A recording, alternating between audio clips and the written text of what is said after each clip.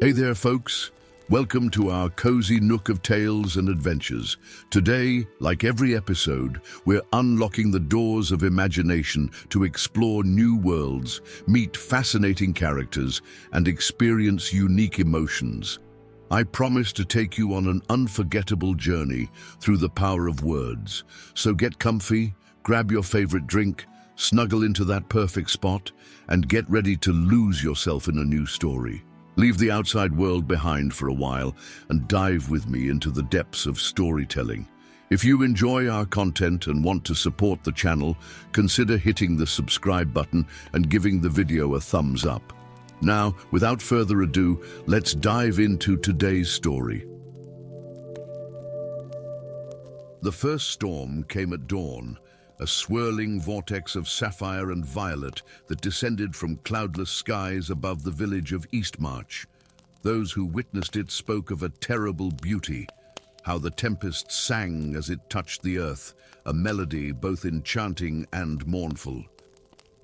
By midday, where once stood humble cottages and fields ripe with wheat, there remained only sculptures of living crystal, frozen villagers caught in eternal moments of terror and wonder, their bodies transformed into glittering monuments to their final breaths.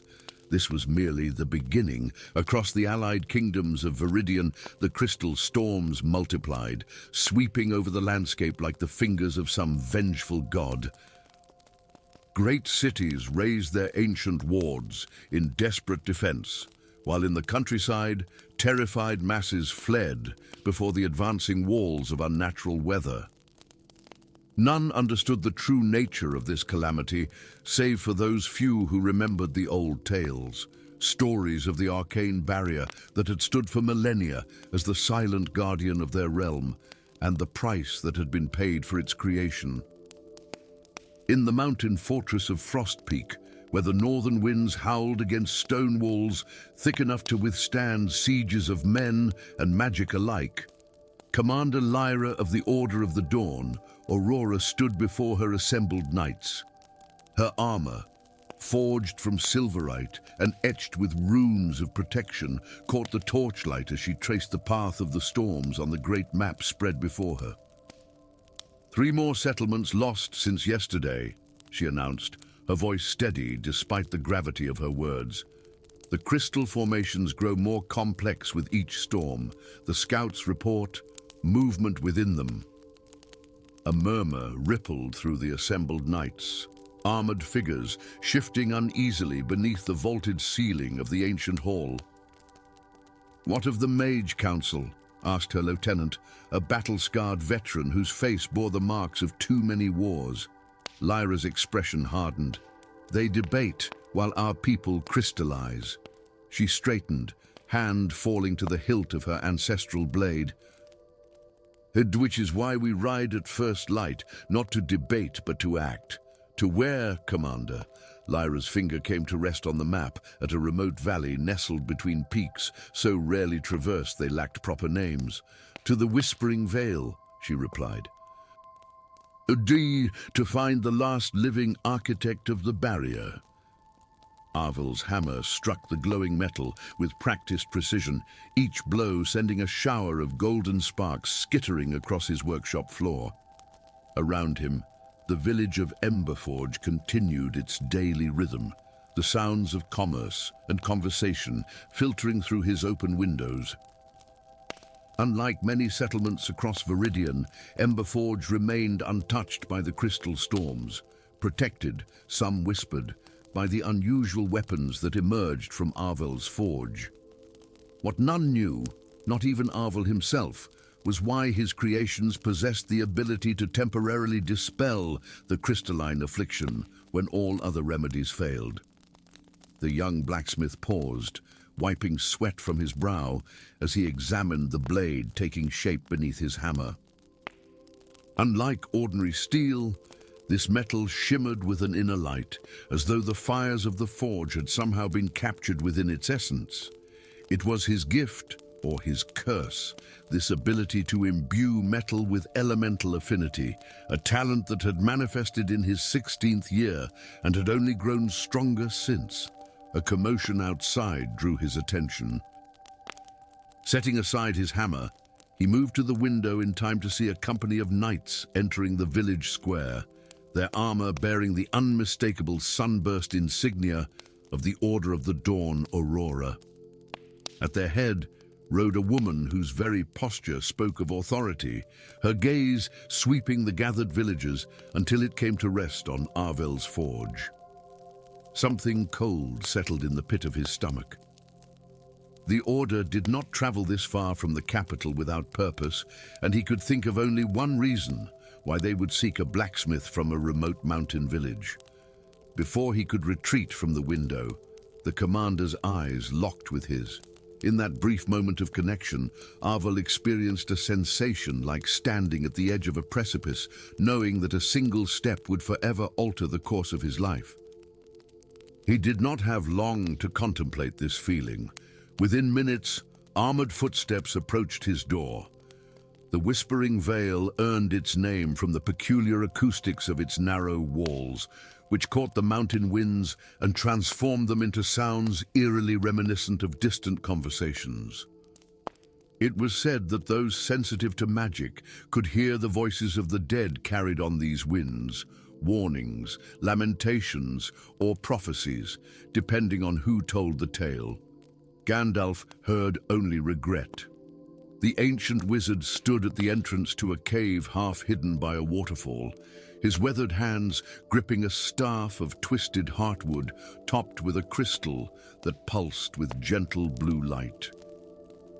His robes, once as white as winter's first snow, had long since faded to grey, much like the beard that now reached nearly to his waist. He had come to this remote place centuries ago, after the completion of the barrier, to contemplate the magnitude of what he and his fellow mages had wrought. He had never intended to leave.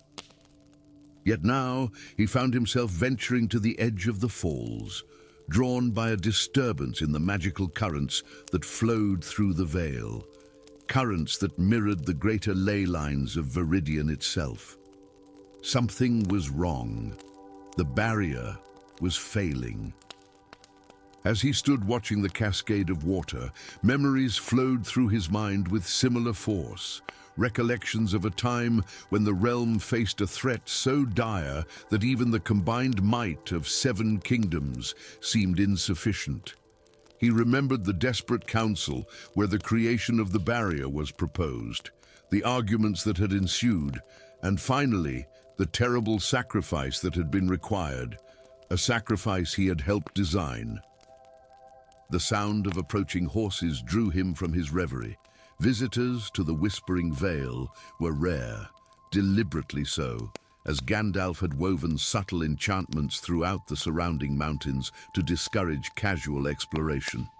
For travelers to overcome these deterrents suggested either exceptional determination or magical assistance. He did not have to wait long to discover which. From around the bend in the narrow path emerged a small company, knights in gleaming armor, led by a woman whose bearing marked her as their commander.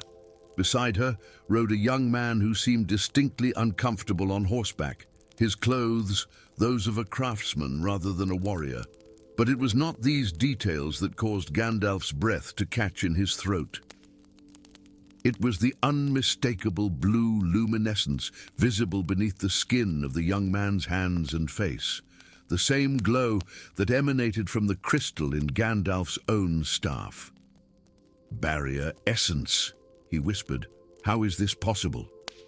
"You're one of them," Lyra stated without preamble, once they had been escorted into Gandalf's modest dwelling within the cave. "One of the 7 who created the arcane barrier." Gandalf settled onto a stone bench, regarding his unexpected guests with eyes that had witnessed the rise and fall of civilizations. "I was," he acknowledged, "though I have not answered to the name the world knew me by for many centuries." "We don't care what you call yourself," Lyra replied, her patience clearly stretched thin by whatever she had witnessed on her journey. "The barrier is failing. Crystal storms ravage our lands. We need your help." "I know of the storm," Gandalf said. "Their essence reaches even here." His gaze shifted to Arvel, who stood awkwardly near the cave entrance, trying not to stare at the numerous arcane implements and ancient texts that filled the wizard's home. But what intrigues me more is how this young man carries barrier essence in his blood. Arvel started. What? Your ability to forge weapons that affect the crystal is no coincidence, young blacksmith, Gandalf explained, rising from his seat with a grace that belied his apparent age. You carry within you the essence of the arcane barrier itself. A fragment of its power flows through your veins.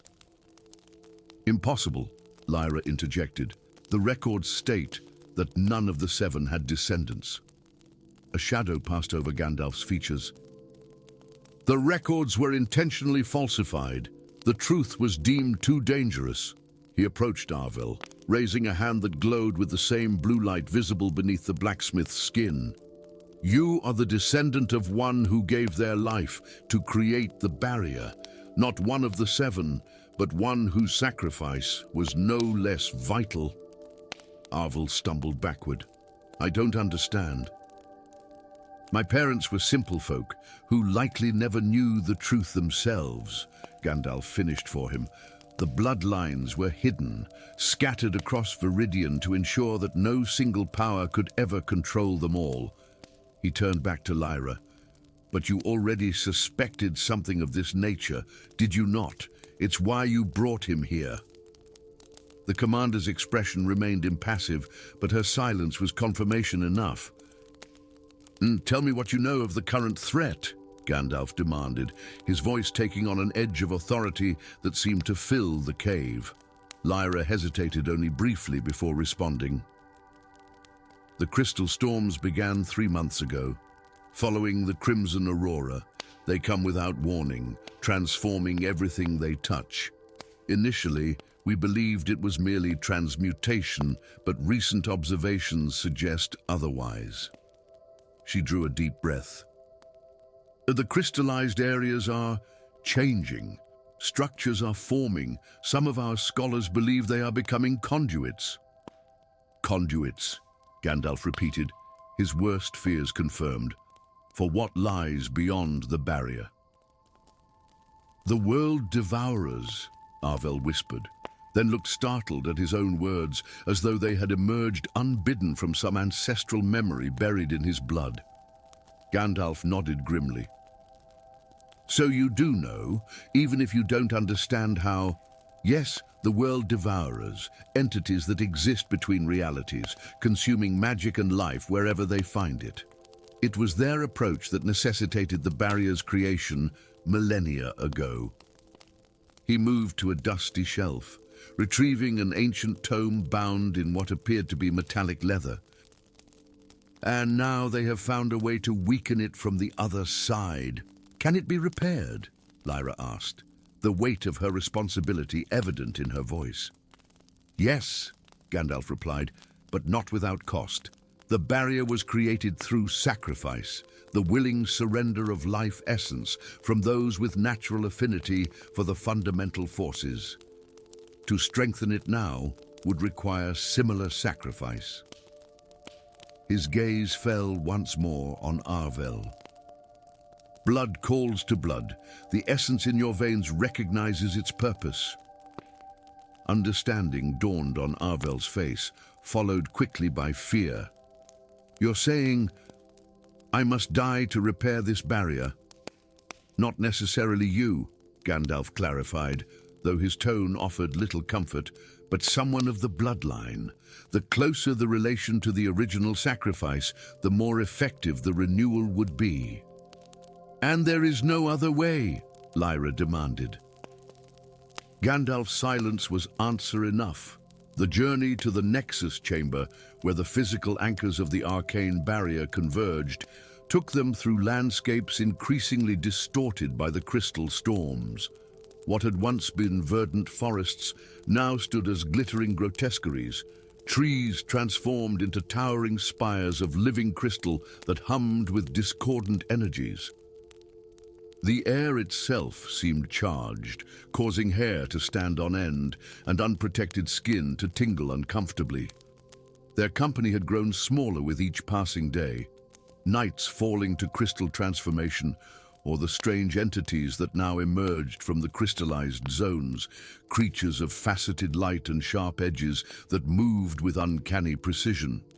Now only Gandalf, Lyra, Arvel, and 3 of the original 12 knights remained. "We were close," Gandalf announced as they crested a ridge overlooking a valley entirely encased in crystal. At its center rose a structure like no other, a tower of pure energy, its form constantly shifting, yet somehow maintaining a perfect symmetry.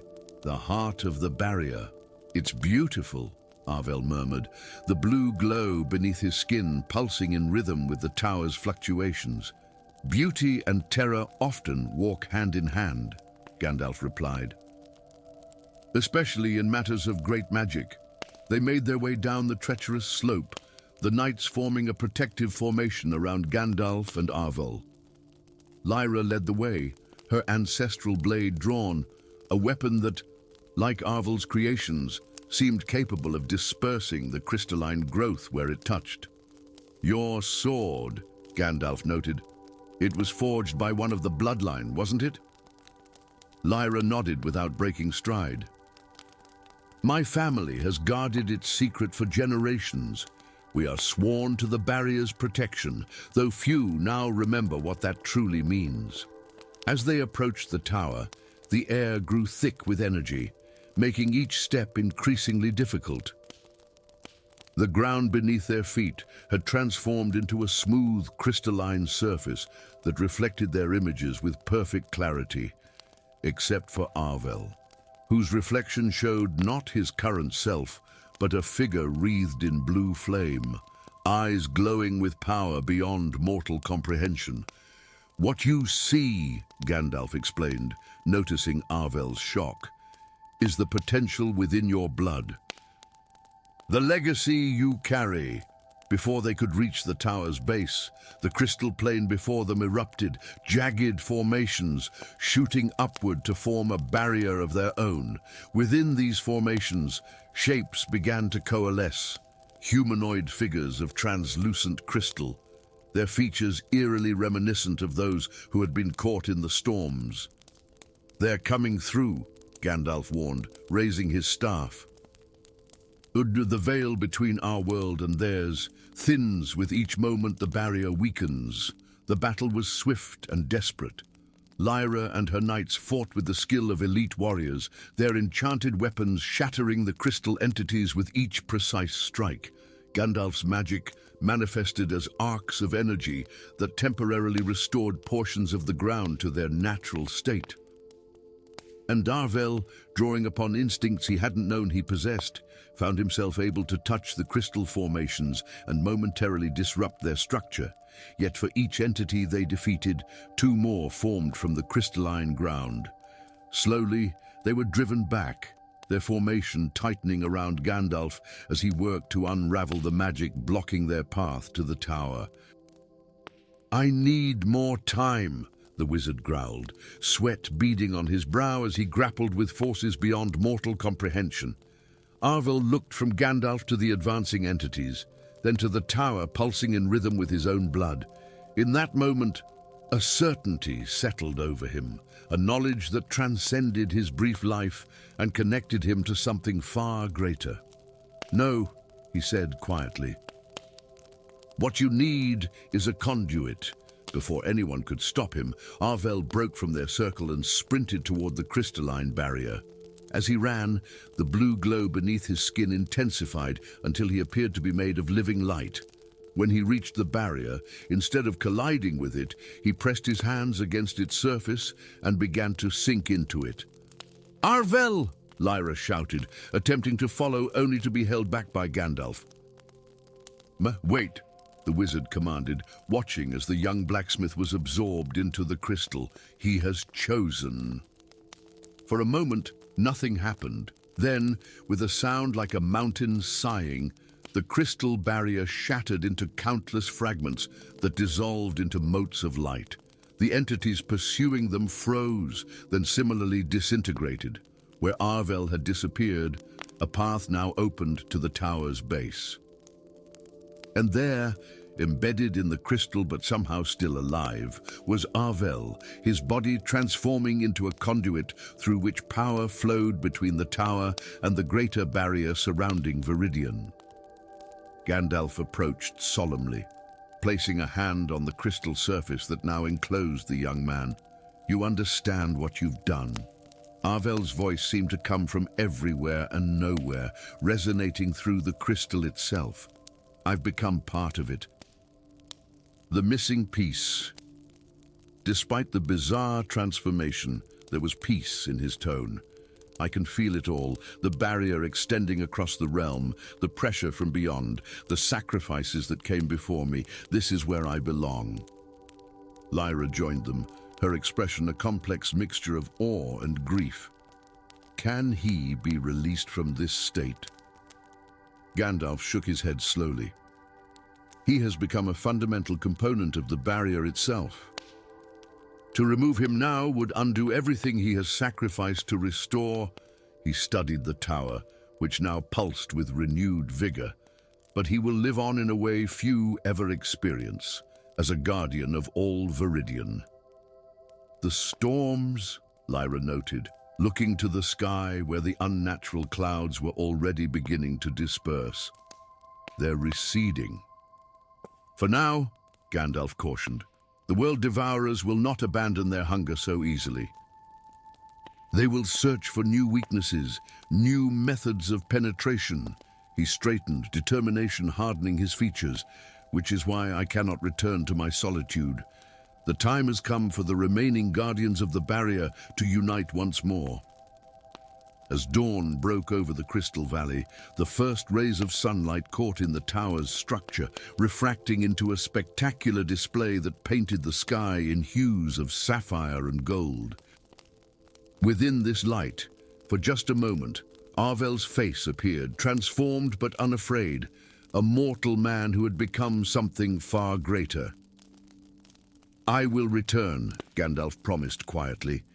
"When this war is finally won, I will return and find a way to restore you." The light seemed to pulse in response, not a promise, but an acknowledgement of bonds that transcended ordinary existence. For in the realm of Viridian, where magic flowed through the very lifeblood of the land, sacrifices were never truly forgotten, and guardians once awakened remained vigilant against the darkness that eternally pressed against the edges of their world. Story 2. The crystalline tower of Elendoria pierced the twilight sky like a thorn of light, its translucent spires catching the dying sun's rays and fracturing them into 1,000 prismatic colors that danced across the ancient city below. It was here, within these hallowed halls of arcane knowledge, that the Council of Mages had guided the 7 kingdoms for over 1,000 years. And it was here, on the night of the winter solstice, that Grand Magister Thorn was found dead, his body drained of all magic, a husk of parchment-thin skin stretched over hollow bones, eyes open in an expression of unspeakable horror. The chamber of the High Council remained sealed, guarded by enchanted sentinels whose crystalline forms shifted restlessly in the flickering light of eternal flames. None were permitted to enter save for those directly investigating the murder. Through the ornate doors, hushed voices could be heard, tense with urgency and fear. "The crown is gone."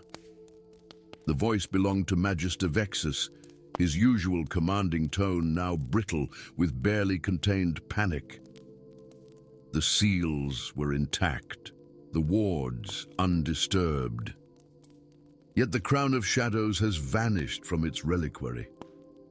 Standing by the window, his silhouette cast long against the mosaic floor, Gandalf gazed out over the city of mages with eyes that had witnessed the rise and fall of civilizations.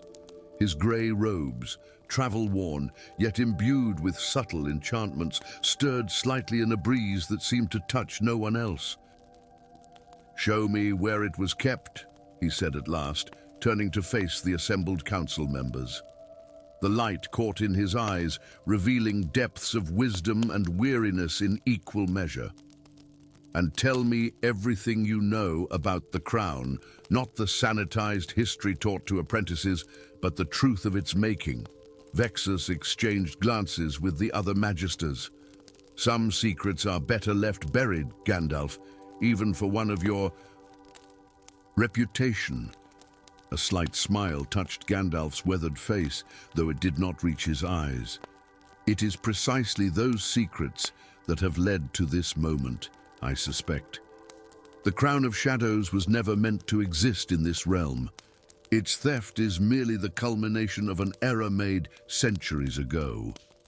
"You speak as though you were there at its forging," challenged Magister Lyra, the youngest of the council members. "I was," Gandalf replied simply.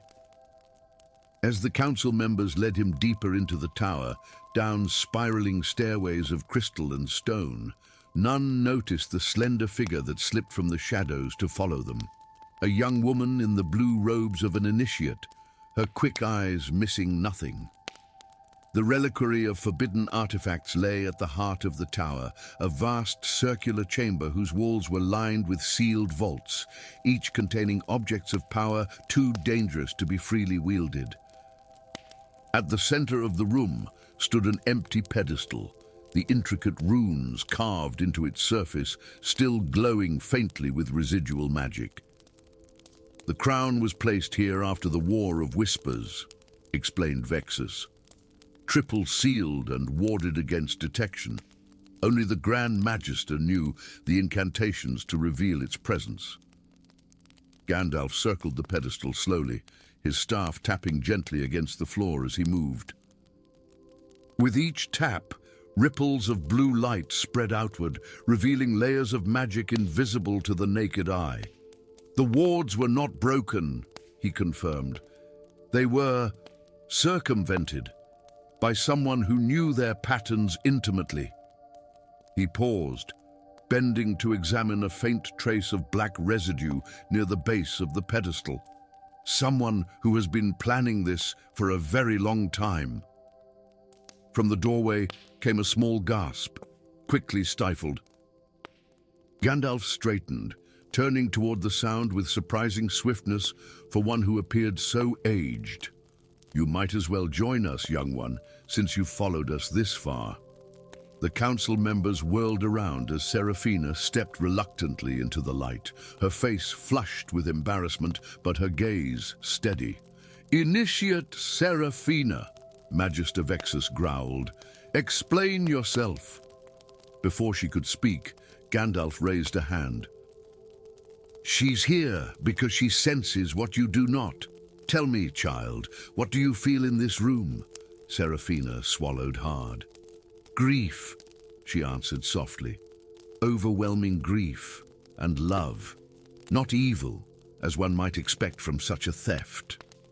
Gandalf nodded, as though her words confirmed a suspicion.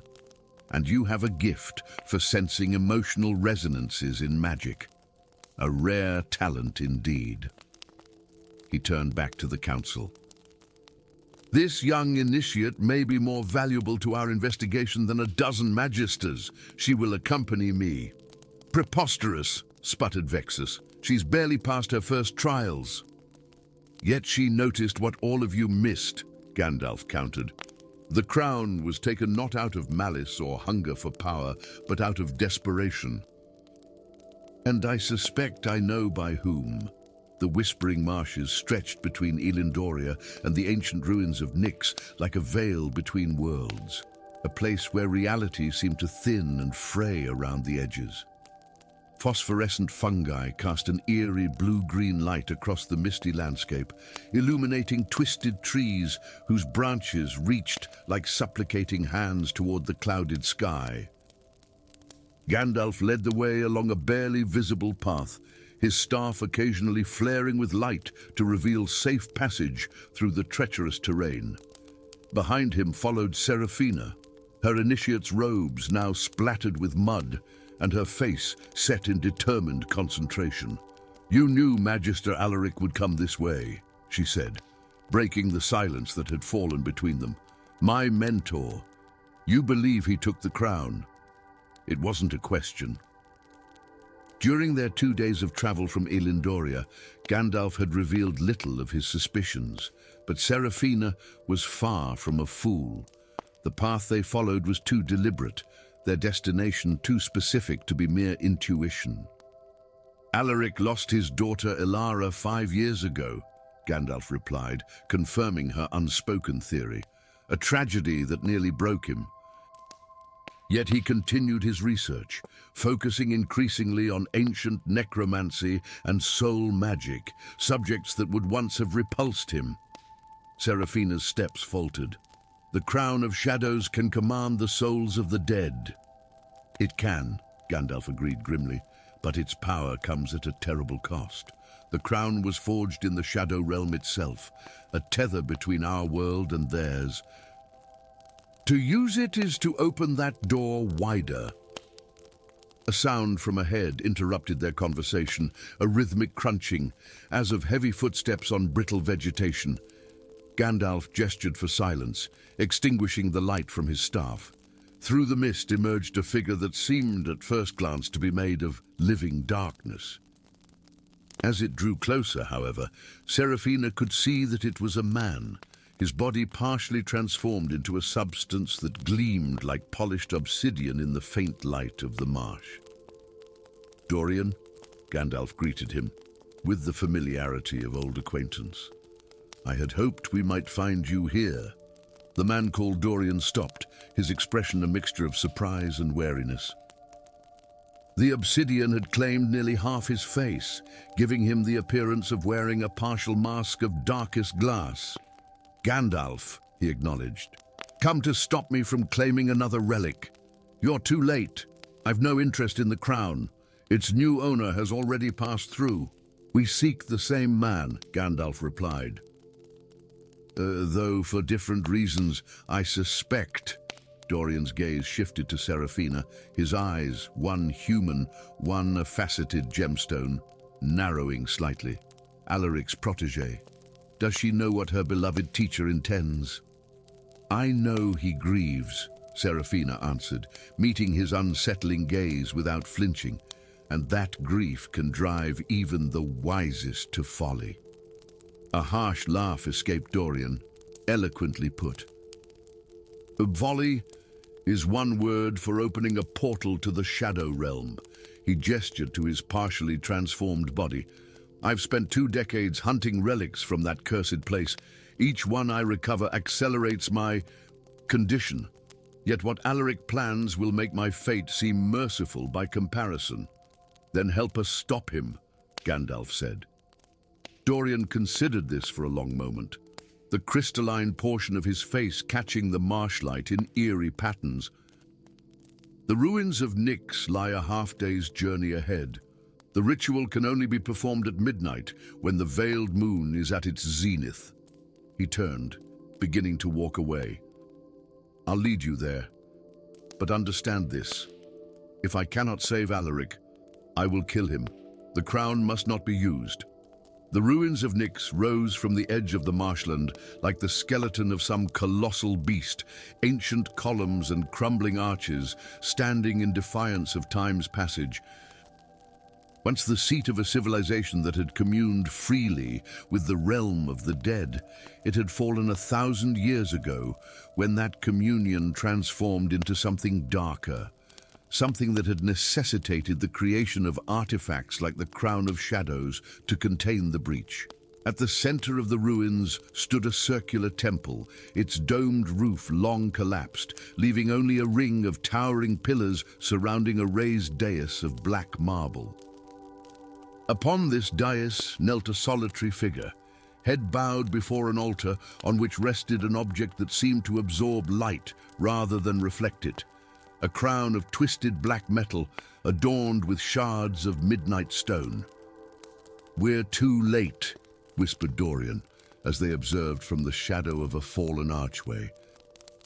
"He's begun the invocation." Indeed, around Magister Alaric swirled tendrils of shadow that moved against the natural flow of air, coalescing into shapes almost human before dissolving again. His voice carried to them in fragments, a language ancient and forbidden, each syllable causing the shadows to pulse and thicken. "Alaric!" Gandalf called out, stepping into the open, his staff blazing suddenly with white light that pushed back the encroaching darkness. "This is not the way to heal your heart." The Magister's head snapped up, his face, once kind and scholarly, now gaunt with obsession and grief. Recognition flickered in his eyes, followed by anger. "You cannot stop me, Gandalf," he called back, his voice hoarse. "Not when I'm so close." "Ilara waits just beyond the veil. I can feel her reaching for me." "What you feel is not your daughter," Gandalf replied, advancing slowly, his staff held before him. "The entities of the Shadow Realm are masters of deception.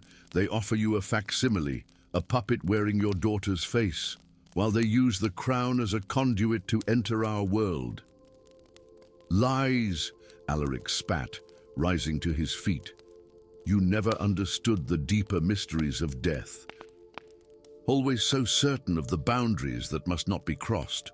"Master Alaric," Seraphina stepped forward, ignoring Dorian's attempt to hold her back. "Please listen. I was there when Ilara died. I held her hand.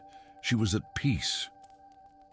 Alaric's expression faltered, genuine pain breaking through the mask of zealotry. "Peace is not enough," he whispered. "And not when I could give her life again." "Not life," came Dorian's voice as he too emerged from hiding. "Enslavement. I've seen what happens to souls bound by shadow artifacts." He held up his obsidian arm. "This is the price I pay for merely handling them. What price would Ilara pay for being bound by one?" For a terrible moment, the outcome hung in balance as Alaric looked between them and the crown. The shadows around him writhed more frantically now, taking on forms that whispered with voices just beyond comprehension. Then, with a cry of anguish, he reached for the crown. Gandalf's reaction was instantaneous. His staff struck the ground with a thunderous impact, sending a wave of pure white light across the temple floor. The shadows recoiled, their whispers transforming into shrieks of rage. Dorian lunged forward with inhuman speed, his obsidian arm elongating into a blade that shattered the altar, sending the crown spinning across the dais. Seraphina raced after it, her hands glowing with the protective wards she had mastered as an initiate. Alaric howled in denial, flinging a bolt of crimson energy that struck Dorian squarely in the chest, sending him crashing into one of the ancient pillars. He turned on Seraphina next, his face contorted with a fury born of thwarted hope. "You betray me after all I taught you," he snarled, gathering another spell between his trembling hands. "I honor what you taught me," she replied steadily, standing her ground, "to seek truth no matter how painful." "The truth is that Ilara would not want this, not at the cost of your soul or the safety of our realm." Before Alaric could release his spell, Gandalf stepped between them, his staff raised defensively. "The crown shows us what we most desire," he said quietly. "It knows our deepest wounds and promises to heal them. But such healing is an illusion, Alaric. You know this." Something in Gandalf's tone, not condemnation but compassion, seemed to reach through Alaric's desperation. His spell flickered and died between his fingers as he sank to his knees. "I just wanted to see her again," he whispered, as tears began to streak down his face. "To tell her I'm sorry I couldn't save her." "She knows," Seraphina said gently, kneeling beside him, the crown now safely wrapped in warded cloth in her hands. "She has always known." The shadows that had filled the temple began to recede, their influence weakening as Alaric's resolve crumbled. Yet one tendril, darker than the rest, surged suddenly toward the crown, a final desperate attempt to claim its conduit to the mortal realm.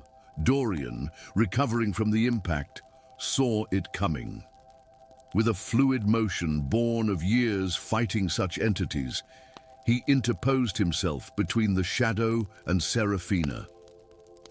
The darkness struck his obsidian arm and seemed to shatter against it, fragments dissipating into the night air with a sound like distant screams. As the last of the shadows faded, Gandalf approached the crown, now cradled carefully in Seraphina's hands. "This artifact has brought nothing but suffering to our realm," he said gravely. "It must be returned to the void from which it came." "I know a way," Dorian offered unexpectedly. "A gateway at the heart of the eastern desert, guarded by those who, like me, hunt shadow relics." With it gone, he glanced down at his crystallized limb. "Perhaps there's hope for those already touched by its realm." Dawn was breaking over the ruins of Nyx as the four figures departed. The broken magister supported by his former student, the cursed relic hunter leading the way, and the grey wizard bringing up the rear, his ancient eyes watching the shadows carefully, vigilant against threats both without and within. For in the realm of Elendoria, where magic flowed like water and power beckoned to those brave or foolish enough to seek it, the line between salvation and destruction was as thin as the veil between worlds, a truth that Gandalf had learned across countless centuries, and one that his companions were only beginning to understand. Story 3. The crimson moon hung low over Lysandria like a half-closed eye, its bloodied light seeping through the latticed windows of the Augur's Hall, where the last public oracle had drawn her final breath mere moments ago. Outside, the crowd dispersed in uneasy silence, none daring to question the justice of what they had witnessed, not with the iron masks watching from every shadow, their featureless metal visages reflecting the eerie moonlight. Through this sea of downcast faces moved an old man, unremarkable save for the depth of his eyes, which seemed to contain entire universes within their azure depths. His grey robes, worn and travel-stained, marked him as a wanderer, one of many who traversed the fractured kingdom, seeking shelter or sustenance. None would have guessed that beneath this humble guise walked Gandalf, last of the high magi of the Seventh Age, keeper of forgotten truths and guardian of dying magics. As the crowd thinned, Gandalf paused at a narrow alleyway, his weathered hand gripping a gnarled staff carved with runes no living scholar could decipher.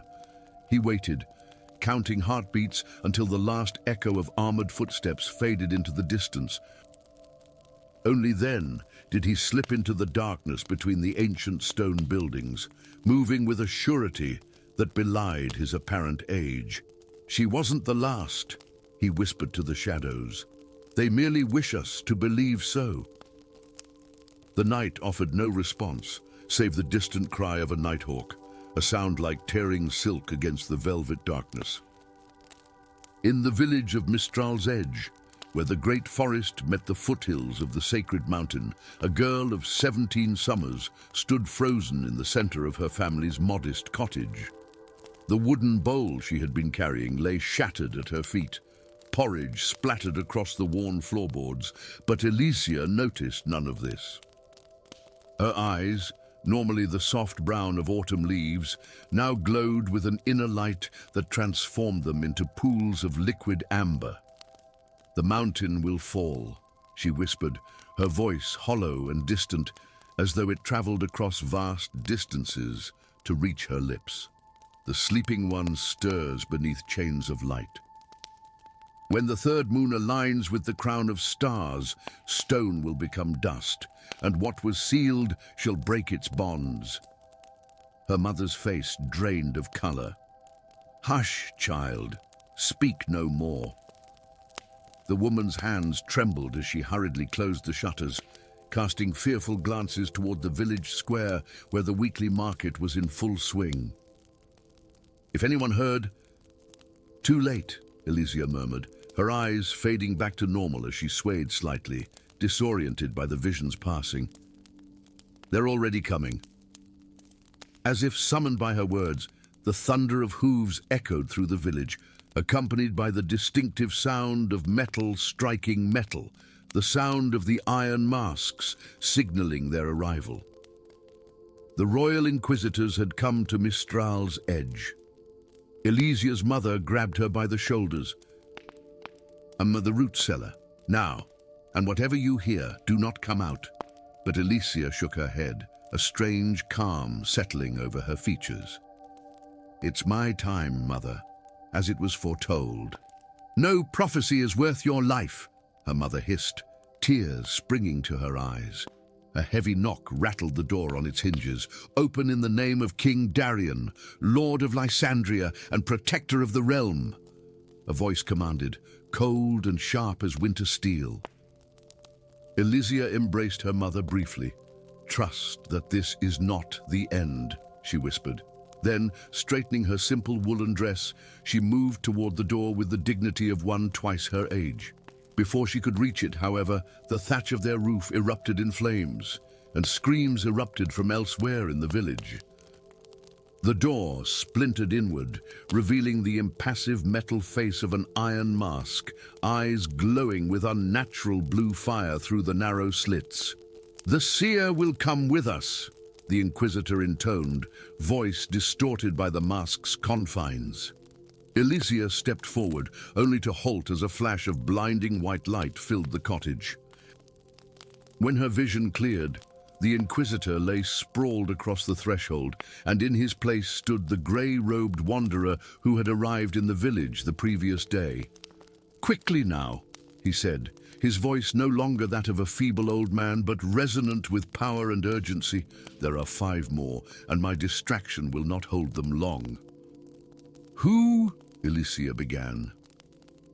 "One who has watched for you longer than you know," the old man replied, taking her arm and guiding her toward the back of the cottage. "I am Gandalf, and if prophecy speaks true, you are the one I have sought these many years." The Whispering Woods earned their name from the constant sighing of wind through leaves that never fully fell, even in deepest winter. Ancient trees with silver-white bark reached toward a canopy so dense that only dappled fragments of sunlight ever touched the forest floor. It was here, 3 days after their flight from Mistral's edge, that Gandalf finally slowed their pace. "We are beyond their immediate reach," he said, lowering himself onto a moss-covered stone. "Though not for long, I fear. The iron masks have ways of tracking magic that even I cannot fully conceal." Elysia sank to the ground, her legs trembling with exhaustion. Since their escape, the old man, who seemed less old with each passing hour, had driven them relentlessly through hidden paths and forgotten ways, stopping only when absolute necessity demanded. "Why are they hunting us?" she asked, though she suspected she already knew the answer. Gandalf's eyes darkened like storm clouds. "Not us, child. You, the last true oracle born to Lysandria in a generation." "But I'm not," she protested. "You are," he interrupted gently. "The visions that have haunted you since childhood are not madness or imagination. They are glimpses of what may come to pass, threads of destiny visible only to those with the oracle's gift." He leaned forward, his gaze intense. "Tell me of your vision." "The one about the mountain." Elysia hesitated, years of hiding her strange abilities, making her cautious.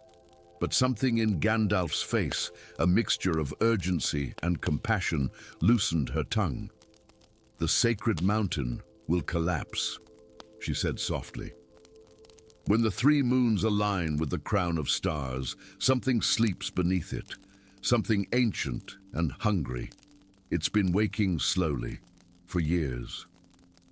I've felt it in my dreams, scratching at the edges of my mind like claws against glass," came a voice from behind them. Elysia whirled to see a tall figure step from between the trees. His face bore a lattice of pale scars where an iron mask had once been fused to his flesh, the unmistakable mark of a former inquisitor. At his hip hung a sword with a blade of unusual dark metal that seemed to swallow light rather than reflect it. Gandalf was on his feet in an instant, staff leveled at the newcomer. "Thorian," he acknowledged, neither lowering his guard nor attacking. "I wondered when you would find us." "Not soon enough, it seems," the scarred man replied. "The Order knows she exists now. They've dispatched the elite masks." Gandalf's expression grew grave. "Then we have even less time than I feared." He studied Thorian for a long moment. "Why have you come, old friend? Last we spoke, you wanted nothing more to do with oracles or prophecies." A humorless smile twisted Thorian's scarred features. "That was before I learned what truly sleeps beneath the sacred mountain. Before I discovered what King Darien, or whatever wears his skin these days, plans to do when it awakens." The hidden sanctuary of the Vision Woods welcomed few visitors, its location guarded by enchantments older than Lysandria itself. Here, in a grove where trees of impossible age formed a natural cathedral, the last surviving oracles had gathered in secret for generations. Now only 3 remained, ancient men and women, whose eyes had long since been burned white by the intensity of their visions. They greeted Gandalf as an old friend, touching his face with trembling hands as though reading a beloved text. "You've brought her," said the eldest, a woman whose paper-thin skin was covered in inked symbols. "The untrained one." "The king's blood." Elysia started at this, but before she could question the oracle's words, the ground beneath them shuddered violently. Far to the east, visible through a gap in the trees, the sacred mountain's peak glowed with an ominous red light. "It begins," whispered another oracle, a blind man whose eyes leaked silver tears. "Nyxara stirs." Thorian's hand went to his sword. "But we're too late." "Not yet," Gandalf countered, his voice sharp with command. "Tell her, Ilvara, tell her what she must know." The elderly oracle turned her sightless eyes toward Elysia. "Long ago, when magic flowed like rivers through our land, the entity known as Nyxara came from beyond the Veil of Stars. It fed on the gifts of seers, draining their power and leaving empty husks behind. The first king of Lysandria, along with the Circle of Oracles, managed to imprison it beneath the sacred mountain, using spells of binding woven from the king's own bloodline. But such bindings weaken over time," Gandalf continued. "And so a compact was made. Each generation, one child of royal blood with the gift of oracle sight, would renew the seals. For centuries, this tradition continued, hidden from common knowledge. Until King Darien's father broke the cycle," Thorian added grimly. "He feared the power of oracles, saw them as a threat to his rule. He ordered all royal children with the gift to be eliminated. What he did not know," said Ilvara, "was that Nyxara had already infected his dreams, turning fear to paranoia. By destroying those who could renew the binding, he ensured the creature's eventual freedom." Elysia felt a cold certainty settle in her bones. "And I am the last living child of royal blood with the oracle's gift," Gandalf confirmed. "Daughter of King Darien and a mother who fled the palace when she realized what fate awaited her visionary child." The mountain trembled again, more violently this time. In the distance, a plume of ash rose from its peak. "The alignment approaches," Ilvara warned. "You must reach the binding chamber beneath the palace before the third moon rises." The royal palace of Lysandria no longer resembled the beacon of hope and majesty it had once been. Its marble walls were stained with soot, its gardens withered, and a palpable miasma of dread hung over the entire structure. Iron masks patrolled the grounds in formations that seemed less like guards and more like automatons, following unseen strings. "Something is wrong," Thorian muttered as they observed from the shelter of an abandoned gatehouse. "There should be more resistance. They know we're coming. They want us to come," Gandalf replied grimly. "Or rather, they want her." He nodded toward Elysia, who stood pale but resolute beside them. "Then let us not disappoint," she said, with a courage that surprised even herself. The path to the ancient catacombs beneath the palace had been revealed in Elysia's latest vision, a hidden entrance through the royal mausoleum, accessible only to those of the king's bloodline. As they made their way through shadowed corridors and forgotten passages, Elysia felt a strange pulling sensation, as though something tugged at the very core of her being. "It knows I'm here," she whispered. The binding chamber lay at the heart of the mountain's roots, a vast cavern whose walls glittered with embedded crystals that pulsed with fading light. At its center, a pool of what appeared to be liquid shadow swirled and rippled, though no wind disturbed its surface. Standing at its edge was a figure that might once have been King Darien. Now, however, his eyes were pools of darkness, and his skin seemed to shift and flow as though something moved beneath it. "Father," Elysia said, the word strange on her tongue. The thing wearing the king's flesh turned, a terrible smile spreading across features that seemed to melt and reform with each passing moment. "Not anymore!" Gandalf growled, raising his staff. Light blazed from its tip, illuminating the chamber in harsh white radiance. The creature shrieked, the king's form rippling violently. "Too late, Mithrandir!" It hissed in a voice like grinding stone. "The binding weakens. When the third moon rises, I shall be free, and all of Lysandria will feed my hunger." "Elysia," Gandalf called, never taking his eyes from the creature. "The renewal ritual. You know what to do." And strangely, she did. Knowledge flowed into her mind as though a dam had broken, ancient words and gestures rising from some place deeper than memory.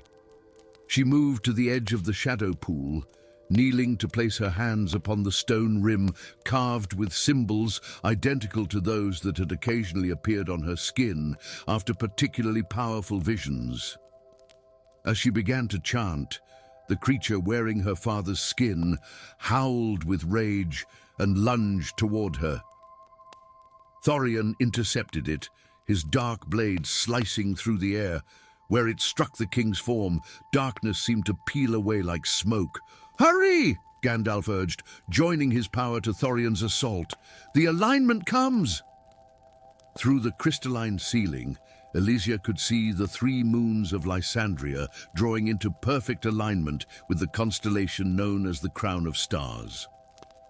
As they locked into position, the shadow pool before her surged upward, forming a writhing column that reached toward the opening. "Blood of my blood," she intoned, drawing a small knife across her palm. "Sight of my sight, I bind thee, Nyxara, to the depths below, to sleep without dreams, to hunger without feeding, until the stars themselves burn out." She pressed her bloodied hand to the central symbol. Light erupted from the point of contact, racing along the channels carved into the stone floor, forming a complex pattern that surrounded the shadow pillar. The creature's screams reached a deafening pitch as bands of golden light rose from the pattern, wrapping around the darkness, forcing it back into the pool. The king's body collapsed like a puppet with cut strings, revealing the true form of Nyxara, a writhing mass of shadow and edges, eyes opening and closing across its surface like wounds. "You cannot hold me forever, child of seers," it raged as the binding tightened. "I am eternal. I will return." "Not in my lifetime," Elysia replied, completing the final gesture of the ritual as the 3 moons reached perfect alignment. A pulse of power, pure and white, exploded outward from her hands. The shadow entity compressed into the pool, which sealed over with a layer of crystal that hardened into opacity. Silence fell in the chamber. Elysia swayed, drained by the ritual, and would have fallen if Gandalf had not caught her. "It is done," he said softly, "for this generation, at least." Thorian knelt beside the still form of King Darien. "He lives, though I doubt his mind remains intact after such possession. What happens now?" Elysia asked, looking around the chamber with new eyes, the eyes of an oracle who finally understood her purpose. Gandalf's weathered face softened with something like pride. "Now, my dear, we rebuild. The age of hiding is past. It is time for oracles to take their rightful place in Lysandria once more, not as victims or tools, but as guardians." He helped her to her feet. "And you, as both royal blood and seer, will lead them."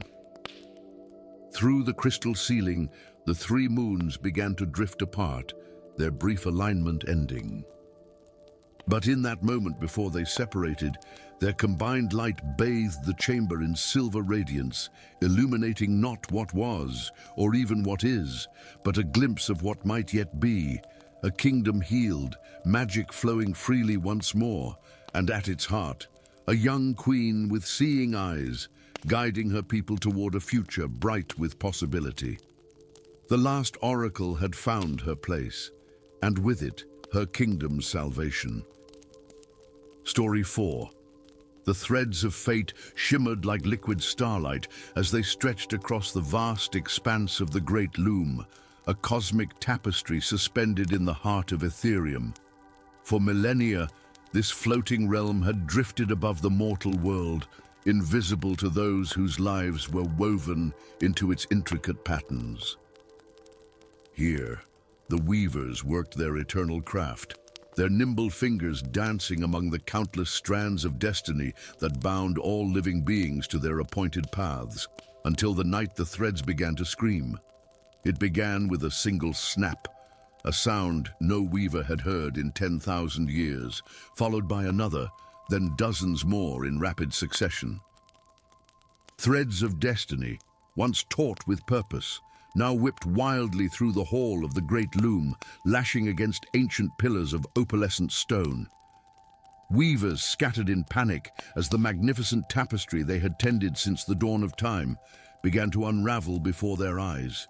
Master Yorland, eldest of the weavers save one, rushed to the center of the chaos, his hands raised in a desperate attempt to contain the fraying edges of reality itself. As he touched the first broken thread, a blinding light seared his vision, leaving him on his knees, blind but for the terrible knowledge that had flashed into his mind in that final moment of sight. "Find Mithrandir," he gasped to his attendants. "Find Gandalf." Far below, in the sleepy village of Willow Vale, nestled at the edge of the Whispering Woods, an old man sat beneath an ancient oak tree, smoke rings rising from his pipe to dance among the branches. Though the villagers knew him simply as the kindly wanderer who had settled among them some years ago, there was something in his eyes, deep as wells and old as mountains, that hinted at secrets beyond their imagining. Beside him sat a young woman with hair the color of autumn leaves, her fingers deftly weaving a simple basket. Unlike the old man's practiced motions, hers seemed to flow with an uncanny intuition, as though the reeds bent willingly to her touch. "Tell me again about the stars, Gandalf," Lyra said, not looking up from her work. "Undid the story about how they once wove patterns that even the wisest could read," the old man chuckled, tapping his pipe against the gnarled root beside him. "Always the same request. One might think you'd tire of an old man's tales." "Never," she replied with a smile that didn't quite reach her eyes that held a peculiar emptiness, like clear skies untouched by clouds or birds. Gandalf studied her face, as he had countless times before. 23 years he had watched over her, ever since he'd found her as a babe, abandoned at the crossroads on Midwinter's Eve. 23 years of searching for some sign, some hint of the destiny that should have been written upon her soul. But Lyra remained a mystery even to him, a blank page in a universe of written stories. The air around them suddenly grew cold, and Gandalf's pipe went out with a hiss. He straightened, his eyes fixed on something Lyra couldn't see. "What is it?" she asked, setting aside her weaving. "A summons," he murmured, his voice distant, one I had hoped never to receive. The sky above them darkened unnaturally, and a shimmering tear appeared in the air. Through it stepped a figure cloaked in silver, his eyes bound with a band of woven moonlight. "Mithrandir," the messenger spoke, using a name Lyra had never heard. "Master Orland calls you to honor your oath. The great loom has been sabotaged. The patterns unravel. Reality begins to fray." Gandalf stood, suddenly seeming taller, his shabby grey robes rippling with hidden power. "Who has done this?" "The Brotherhood of the Cut Thread rises again," the messenger replied, "led by one who knows the ways of the weavers, one who was once yours." A shadow crossed Gandalf's face. "Helena," he whispered. "You must return to Ethereum," the messenger continued. "Master Yorland has been blinded by the breaking of the pattern. He says only you can repair what has been undone." Gandalf closed his eyes briefly, the weight of millennia visible in the set of his shoulders. When he opened them again, they burned with an inner light that made Lyra gasp. "I will come," he said, then turned to Lyra, "and she comes with me." The messenger's brow furrowed.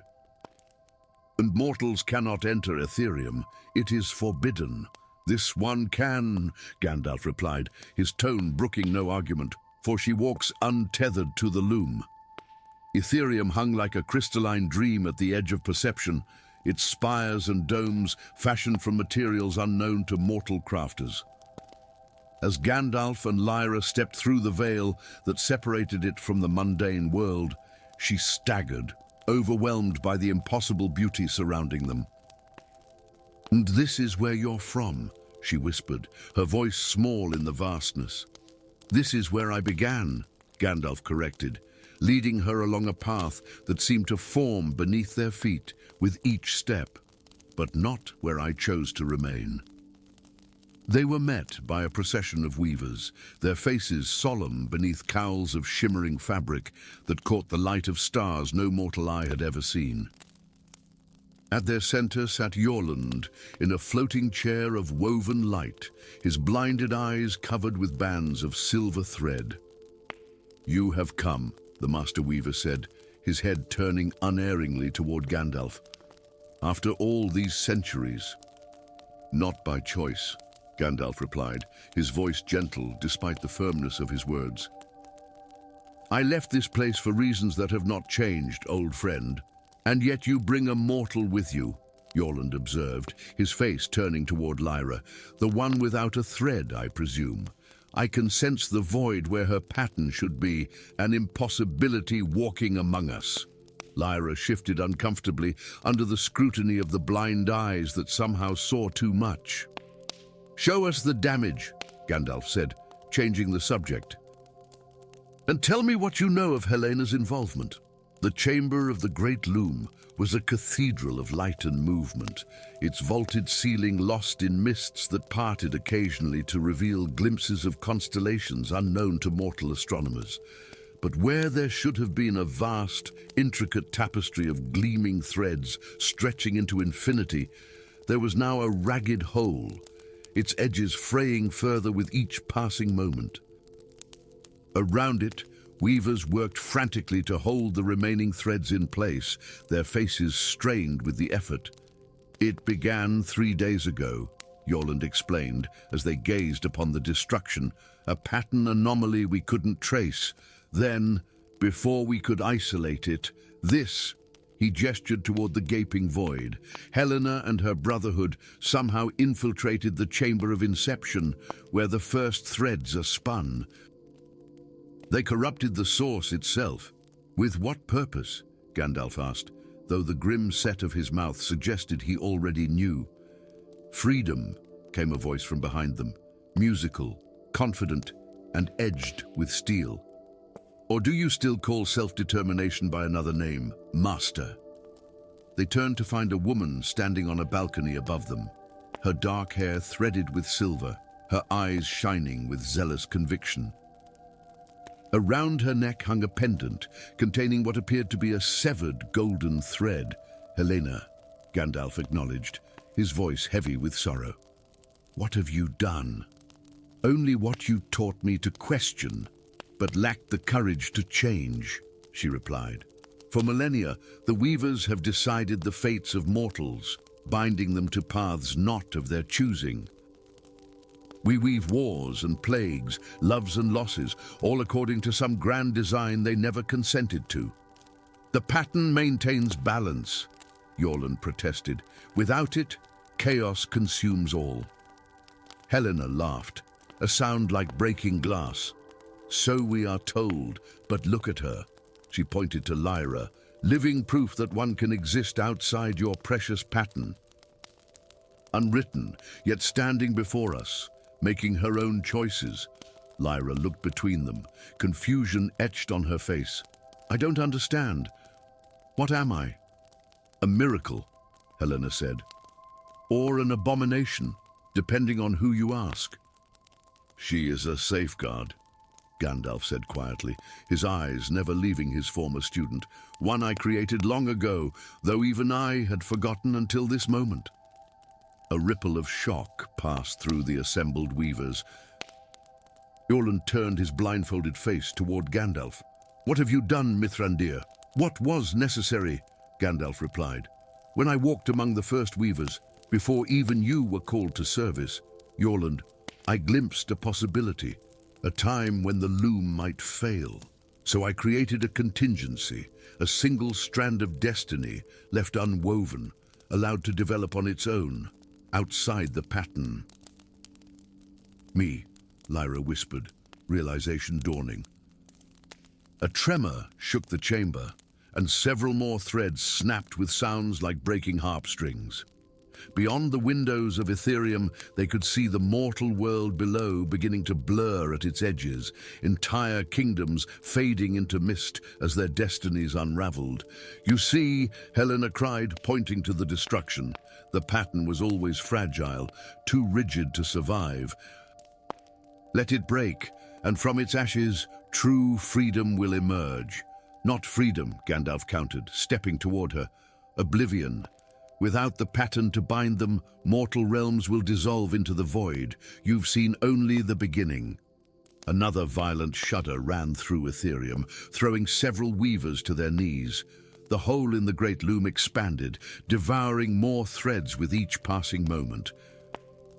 "The tear can be rewoven," Yorland said desperately, "but it requires a sacrifice. The essence of one untethered to destiny must be used to bind the broken threads." All eyes turned to Lyra, who stood pale but resolute beside Gandalf. "No," Gandalf said firmly, "I did not preserve her all these years, only to lose her now." "Then all is lost," Yorland replied. "For she is the only being in existence without a thread in the pattern." Helena's laughter echoed through the chamber.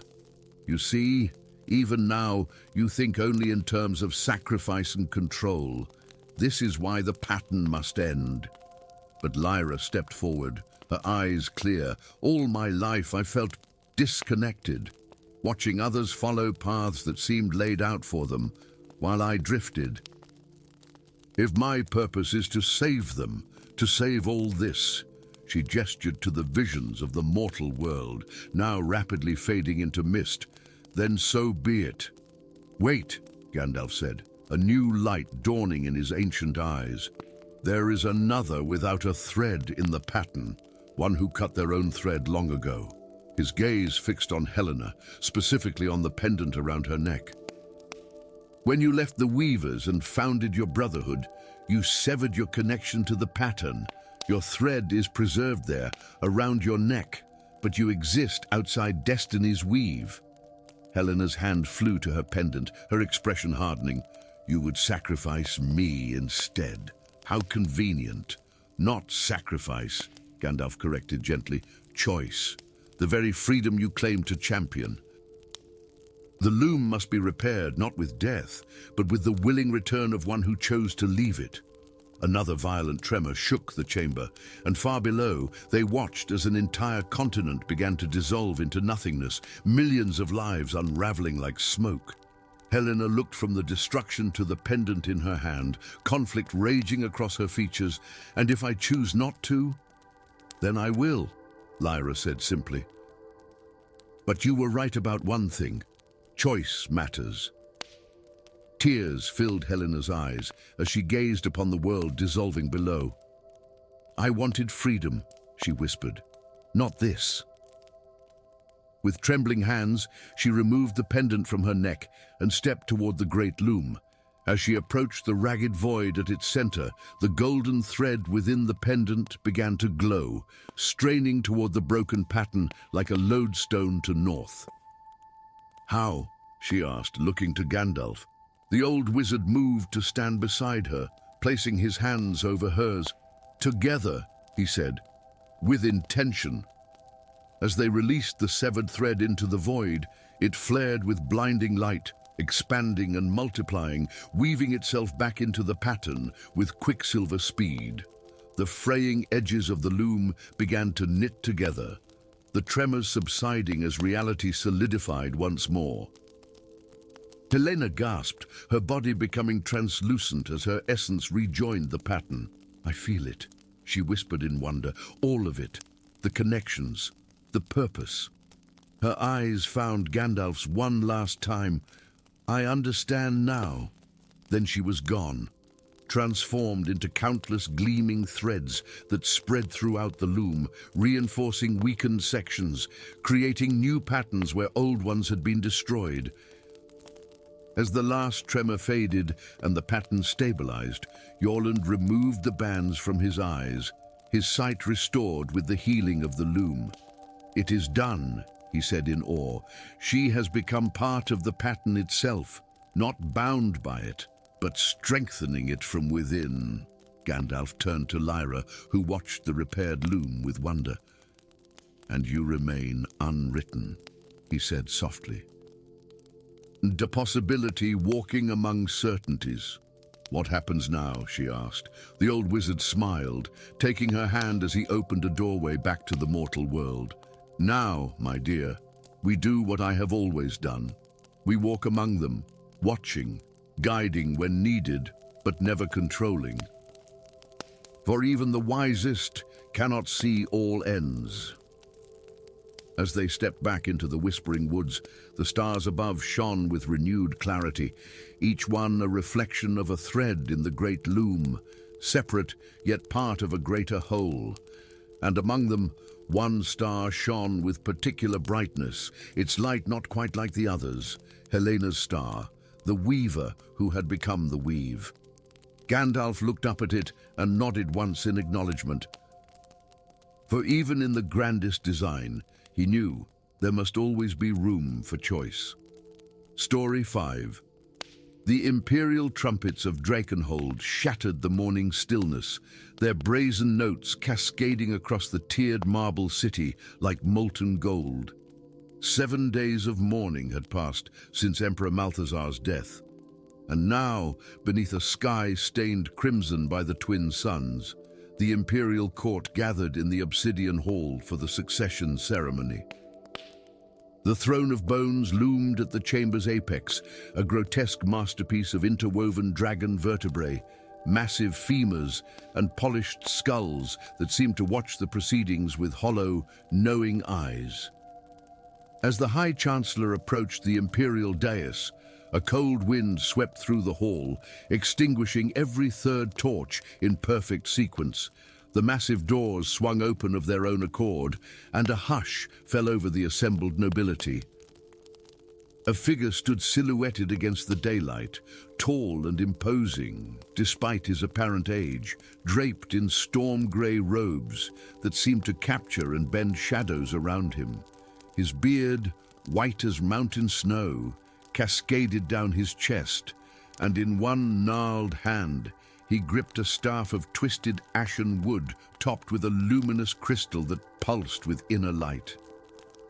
"Ah, the grey wizard returns," someone whispered, and the words rippled through the crowd like a stone cast into still water. "Gandalf walks among us again." The Chancellor's ceremonial staff clattered to the floor.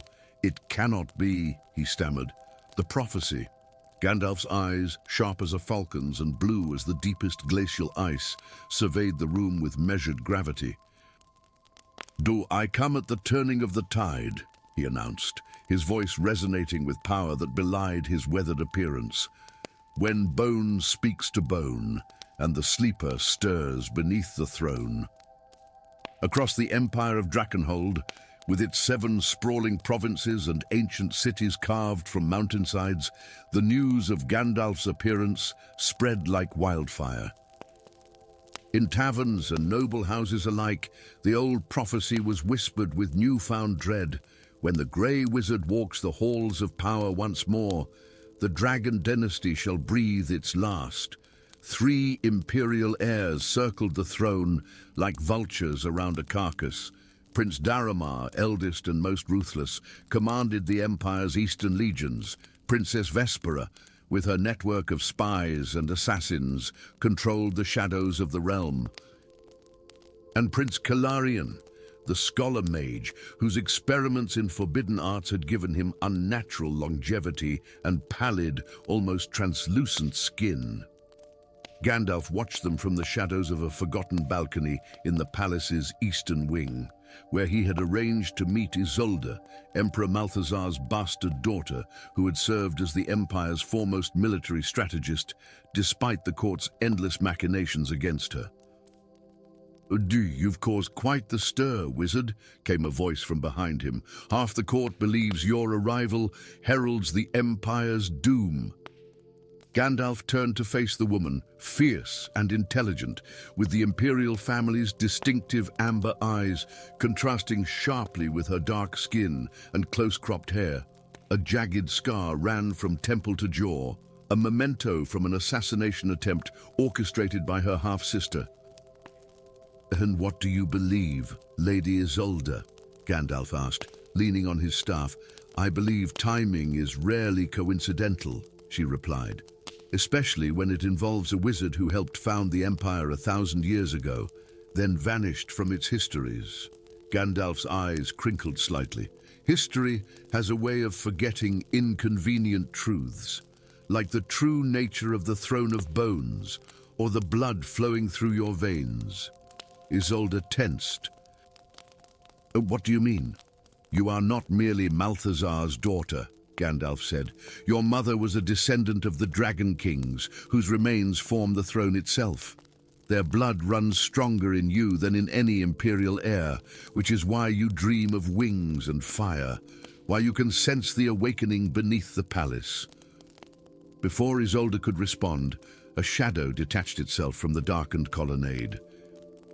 "She is not the only one with that lineage," came a low, melodic voice as a tall figure stepped into the moonlight. His features were sharp and predatory, his movements fluid as quicksilver. A hood concealed most of his face, but his eyes gleamed with an inner fire that no human possessed. "Ravek," Gandalf acknowledged, "the last of the Shadow Scale clan." "I wondered when you would reveal yourself. Only because you forced my hand, old friend," the assassin replied, lowering his hood to reveal iridescent scales along his temples that caught the moonlight. "Something stirs beneath the palace. The seals are failing." Gandalf nodded grimly. 3 nights ago, in the province of Ashvale, ancient burial grounds erupted with skeletal warriors. The same happened yesterday in the Crimson Marshes. The awakening has begun. "What awakening?" Isolde demanded. "What aren't you telling me?" Gandalf's expression grew solemn as he gazed out over the Imperial city, its tiered architecture glittering with lamps that resembled a dragon's hoard of stars. "The throne of bones is not merely a seat of power," he explained. "It is a prison, a cage for a being so ancient and terrible that even the gods feared its wrath. Dracomortis, the first dragon, who existed before light and darkness were divided. Impossible, Isolde whispered. That's just a children's tale. All tales begin in truth, Ravek countered, his voice carrying the soft hiss of his draconic heritage. My ancestors fought alongside Gandalf to imprison the beast. We sacrificed our kinship with true dragons to chain the first one. The throne was merely the visible manifestation of that prison, Gandalf continued. The true binding was achieved through the scepter of containment, which I broke into 5 fragments and scattered across the Empire for safekeeping. Understanding dawned in Isolde's eyes. And now, with the Emperor dead and the succession undecided, the magic weakens, Gandalf finished. Now Dracomortis stirs. Those skeletal warriors are merely echoes of his awakening consciousness. Then we must find these fragments, Isolde declared. It won't be that simple, Gandalf warned. Your siblings will interpret any search as a move against them in the succession. And time grows short. I can feel the ancient evil gathering its strength. The catacombs beneath Drakenhold's imperial palace extended far deeper than even the oldest imperial records suggested. Gandalf led Isolde and Ravek through passageways that had not known mortal footsteps in centuries, their path illuminated only by the gentle blue-white glow emanating from the wizard's staff. These tunnels were dragon-made, Ravek observed, running scaled fingers along the perfectly smooth walls. My ancestors' work. Indeed, Gandalf nodded. Before they were kings, before they wore human form, the Dragon Kings shaped stone with flame and magic. They emerged into a vast chamber where the true foundations of the palace were revealed, massive dragon bones, far larger than those comprising the throne above, arranged in a perfect circle around a central pit from which pulsed a malevolent crimson light. By all the gods, Isolde breathed. This is the true throne of bones, Gandalf explained. And what sits above is merely a symbol, a focus for the Empire's reverence. This, he gestured to the colossal skeletal structure, is the physical prison of Dracomortis. As if in response to his name, the crimson light flared, and a tremor ran through the chamber. Dust and small stones rained from the ceiling. It knows we're here, Ravek warned, his hand instinctively moving to the curved blade at his hip. Gandalf approached the central pit cautiously, his ancient eyes reflecting the blood-red glow. The binding weakens faster than I feared, he murmured. Another tremor shook the chamber, more violent than the first. From somewhere far above came the sound of screams. We must retrieve the first fragment, Gandalf said urgently. It lies hidden in the Imperial treasury, disguised as the Scepter of Justice, which my brother Daromar seized control of this morning, Isolde replied grimly. The next 3 days passed in a blur of desperate action. While the Imperial heirs maneuvered for position above, Gandalf and his unlikely allies raced against time. They recovered the second fragment from a forgotten shrine in the palace gardens, and the third from the Imperial mausoleum, where generations of emperors lay entombed. But their actions did not go unnoticed. Prince Kalarian's mages tracked their movements, while Princess Vespera's assassins made 2 attempts on Isolde's life. Prince Daromar, meanwhile, accelerated his plans, moving his legions into position around the capital. On the 7th day after Gandalf's arrival, as a blood-red moon rose over Drakenhold, the wizard stood with Isolde and Ravek on the palace's highest tower. Below them, the city was in chaos. Skeletal warriors had emerged from the ground throughout the lower districts, their eye sockets burning with the same crimson light that pulsed beneath the palace. We have 3 fragments, Isolde said, her voice tight with exhaustion. But Vespera has secured the fourth in her personal vault, and Kalarian wears the fifth around his neck. And my brother's legions will reach the city by dawn, Ravek added. He has declared you both traitors to the Empire. Gandalf gazed out over the burning city, his face etched with lines of sorrow and determination. The weight of 1,000 years seemed to press upon his shoulders. There is another way, he said finally. A last resort that I had hoped to avoid. From within his robes, he produced a small, opalescent sphere that pulsed with inner light. The tear of dragon fire, he explained. The concentrated essence of every dragon that sacrificed itself to create the original binding. What will it do? Isolde asked. It can remake the seal, Gandalf replied, but the price is high. Someone of dragon blood must willingly sacrifice themselves to channel its power. Silence fell between them as the implications became clear. It should be me, Ravek said finally. I am the last of my clan. No, Isolde countered. The Empire needs you to guide it after. It must be me. Gandalf looked between them, his ancient eyes filled with sorrow. Neither, he said softly. This burden is mine to bear. Before either could protest, another violent tremor shook the tower.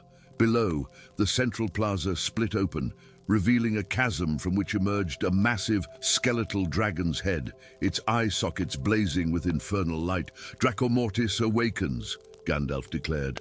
The time for choice is past. Raising his staff high, the wizard began to chant in a language older than the Empire itself, the primordial tongue of dragons. The crystal atop his staff blazed with blinding light as he thrust the tear of dragonfire into its center. Remember what must be, Gandalf called out, his voice carrying impossible power. I, who helped bind you once, do so again. Light erupted from the wizard, connecting him to the massive skeleton below. For one impossible moment, Gandalf seemed to transform, his silhouette elongating, great wings of pure light unfurling from his back. He's a dragon, Isolde gasped in realization. He always was. As the light reached its zenith, Gandalf turned to them one last time, a gentle smile beneath eyes now vertical like a dragon's. Rule wisely, Empress Isolde, he said. And remember, not all magic is lost from the world. With those words, Gandalf, the grey wizard, vanished in an explosion of light that engulfed the skeletal form of Draco Mortis. When the radiance faded, both were gone, leaving only the throne of bones, transformed now from ivory to gleaming crystal, pulsing with a gentle blue light that spread a sense of peace throughout the city. Where an empire of fear had stood for 1,000 years, something new would now begin. Story 6. In the highest chamber of the Cerulean Tower, where the boundaries between realms thinned like gossamer veils, Gandalf stood vigil before the eternal flame. Its azure light cast dancing shadows across the ancient stones, illuminating runes carved by hands long since returned to dust. The flame rose from a basin of opalescent crystal, neither consuming fuel nor producing smoke, a miracle that had endured since the First Age when magic flowed as freely as water through the lands of Arendor. The flame flickered, a brief, almost imperceptible faltering that would have escaped notice by any other observer. But Gandalf, last of the Flame Guardians, felt the disturbance like a knife between his ribs. For 3,000 years, the eternal flame had burned with unwavering constancy, its magic sustaining the very fabric of Arendor. This momentary weakness could mean only one thing. So it begins, he whispered, his weathered hand gripping his staff of twisted heartwood. After all this time, Malakar stirs. As if in answer to his words, the tower trembled. Far below, from the misty valleys that had earned Arendor its epithet of the nebulous realm, a distant howl echoed. a sound neither beast nor wind, but something caught between worlds. Gandalf closed his eyes, feeling the weight of prophecy settle upon his shoulders like a mantle of lead. He had known this day would come, had dreaded it, had prepared for it. And yet, in the secret chambers of his heart, he had nurtured a fragile hope that it might fall to another generation. Such was not to be his fortune. With reluctant resolve, Gandalf descended the spiral staircase that wound through the tower's heart. His footsteps echoed strangely, sometimes seeming to precede rather than follow him, one of many subtle distortions in reality that had manifested since the eternal flame began to wane. By the time he reached the base of the tower, where the stone met the perpetually mist-shrouded ground, he could feel the change in the air itself, a thinning, a diminishing, as though the world were holding its breath. The tower stood upon a promontory overlooking the veiled city, once the crown jewel of the Seven Kingdoms. Now, with the eternal flame faltering, the city's enchanted architecture was already beginning to fade. Spires that had once pierced the clouds now seemed translucent, their substance returning to the raw magic from which they had been conjured. In the streets below, the city's inhabitants moved with increasing urgency, sensing the change even if they did not understand its cause. Gandalf pulled his grey cloak tighter about his shoulders and began the long descent into the city. As he walked, memories crowded his mind, memories not just of his own long life, but those inherited from guardians before him, passed down through the sacred ritual of flame-keeping. He remembered the binding of Malakar, the Shadow King whose hunger for magic had nearly devoured the world. He remembered the sacrifice that had created the eternal flame, a sacrifice few now living understood. And he remembered Valandril, his master, whose wisdom had guided the realm for millennia before his mysterious disappearance. It was Valandril's voice that haunted Gandalf's dreams, speaking of a prophecy that would reunite the scattered fragments of power when darkness rose again. The time had come to find the first fragment, the heir to the lost throne, hidden in plain sight within the city's shadowed underbelly. The floating market of the veiled city defied conventional understanding of architecture. Suspended between crumbling towers by a complex network of enchanted chains and walkways, it existed in a perpetual state of organized chaos. Merchants hawked wares from across the Seven Kingdoms and beyond, crystallized dragon's breath from the Ashen Mountains, dreamweave textiles from the slumbering isles, potions distilled from the tears of extinct creatures. It was here, amidst this cacophony of commerce, that Gandalf sought his quarry. His eyes, sharper than his apparent age would suggest, scanned the crowd until they settled on a nimble figure darting between market stalls with the practiced grace of one who lived in the shadows. Lyra had no idea of her heritage. How could she? The last true queen of Arendur had died centuries ago. The royal line presumed ended. None would look at this slight young woman, with her close-cropped copper hair and garments selected for stealth rather than splendor, and see royalty. Yet Gandalf saw beyond appearances. In the set of her jaw, in the unconscious authority with which she moved through the crowd, in the faint blue luminescence that occasionally flickered in her eyes when she passed near sources of old magic, in these details, her bloodline revealed itself to those who knew the signs. He followed her through the market, maintaining a careful distance. Lyra was known among the city's underground as the most accomplished thief in a generation, with senses honed to detect pursuit. Today, however, her attention was fixed elsewhere, on the strange phenomena afflicting the city, the same disturbances that signaled the weakening of the eternal flame. As she paused at the edge of the market, gazing toward the distant horizon where a plume of unnatural darkness had begun to rise, Gandalf made his approach.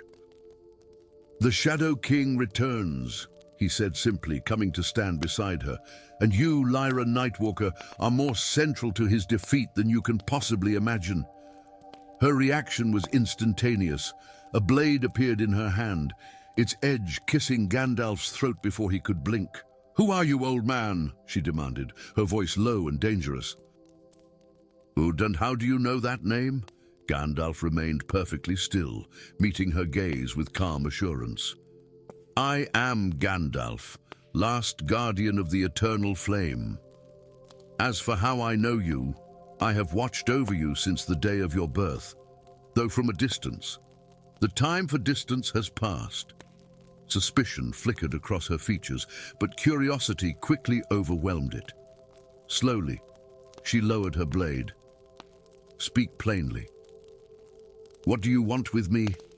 "Your help," Gandalf replied, "to save what remains of Arondir before Malakar's awakening consumes it entirely."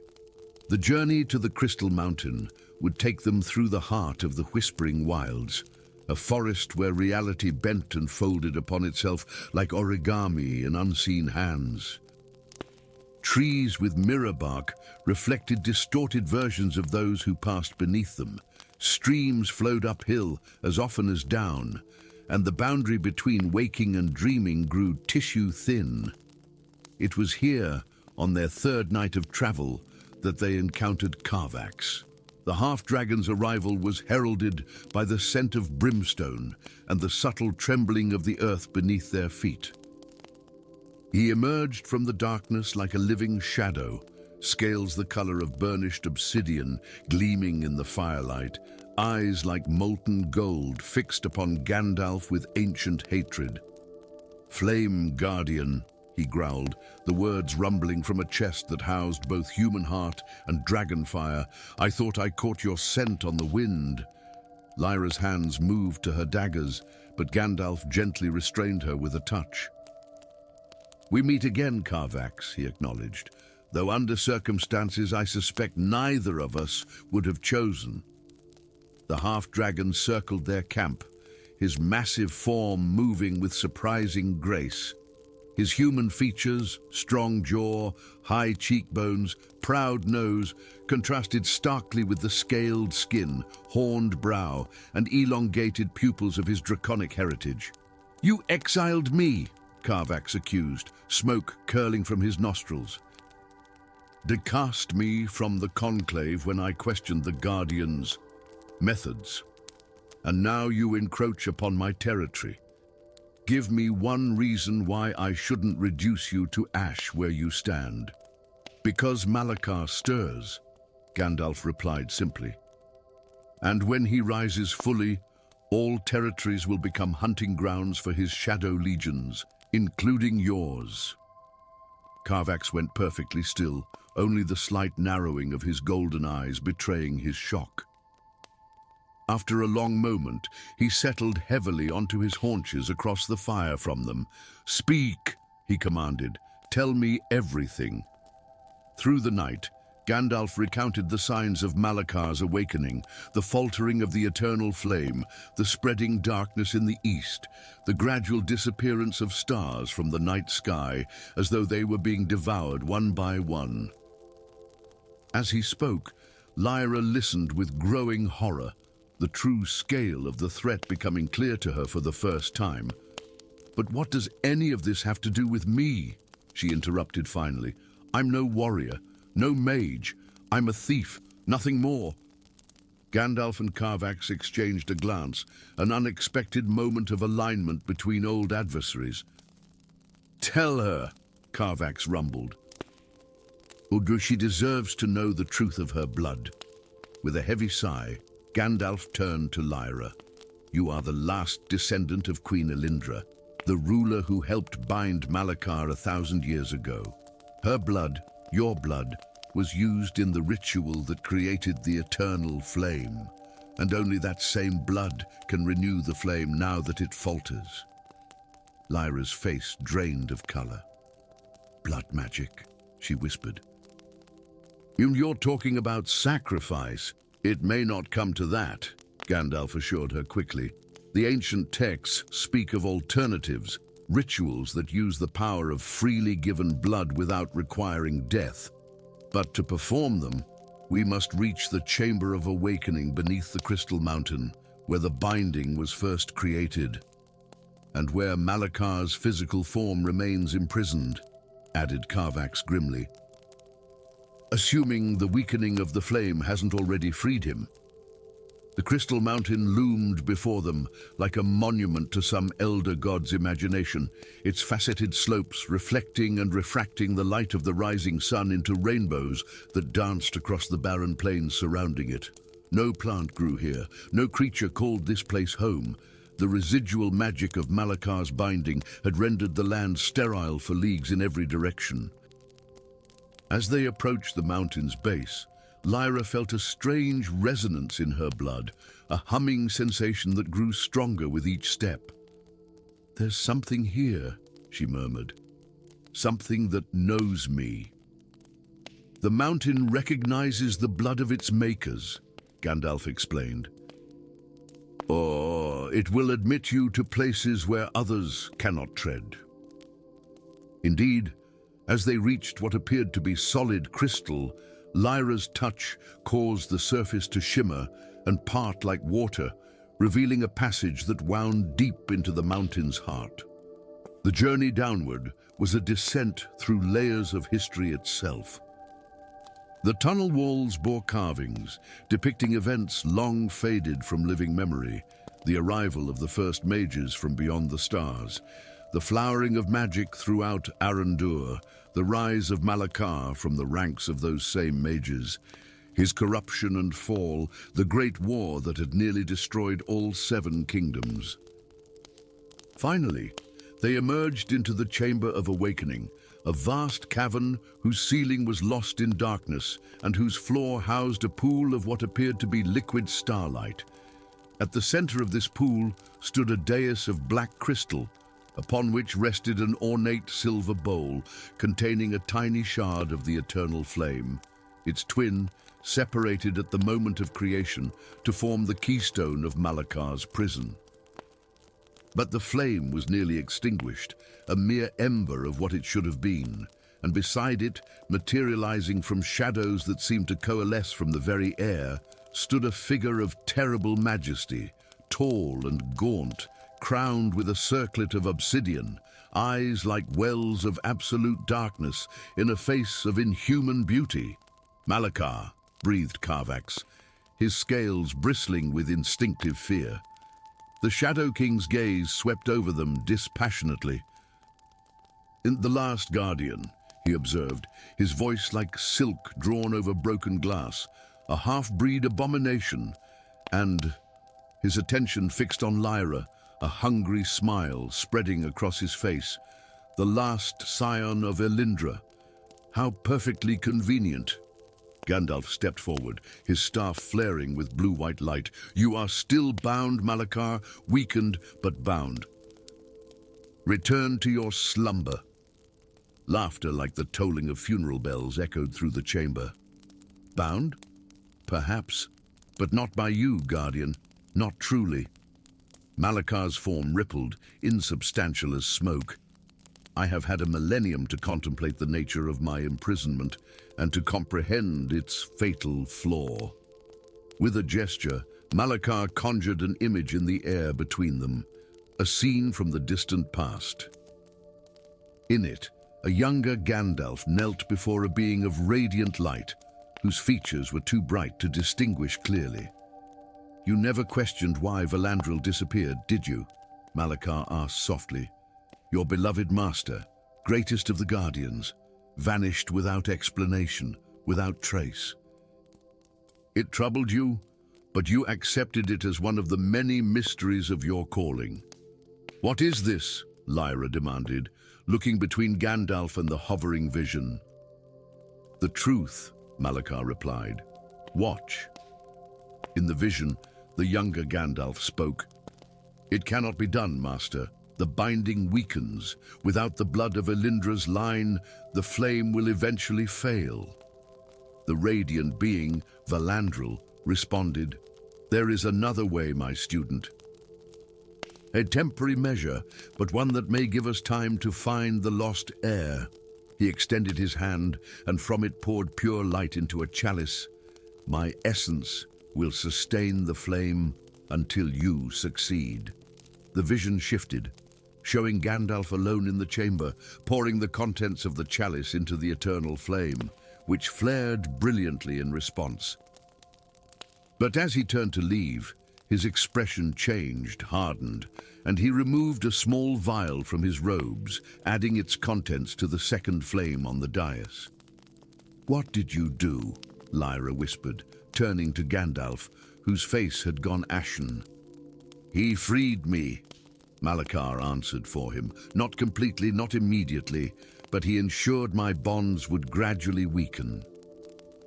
A few drops of his own blood, freely given, tainting the purity of Valandril's sacrifice." "Why?" Carvax demanded, smoke billowing from his jaws as rage built within him. Gandalf's shoulders sagged beneath an invisible weight. "Because the prophecy required it," he said quietly.